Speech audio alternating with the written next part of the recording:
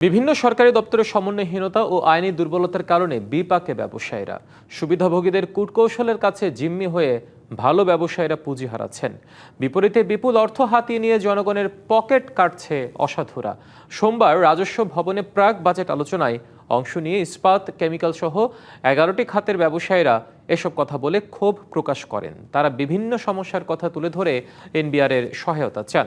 অগ্রিম কর তুলে নেওয়ার দাবিও জানান বক্তারা। বিগত বছরে নেওয়া পদক্ষেপ বাস্তবায়ন না হওয়া নিয়েও হতাশা প্রকাশ করেন ব্যবসায়ী প্রতিনিধিরা। এ সময় এনবিআর চেয়ারম্যান জানান, ব্যবসায়ীদের দাবির যৌক্তিকতা থাকলেও তারা নানা সীমাবদ্ধতা ও রাজস্ব লক্ষ্যমাত্রার চাপে আগামী বাজেটে ব্যবসায়ীদের সব দাবি মেনে নেওয়া সম্ভব হবে না।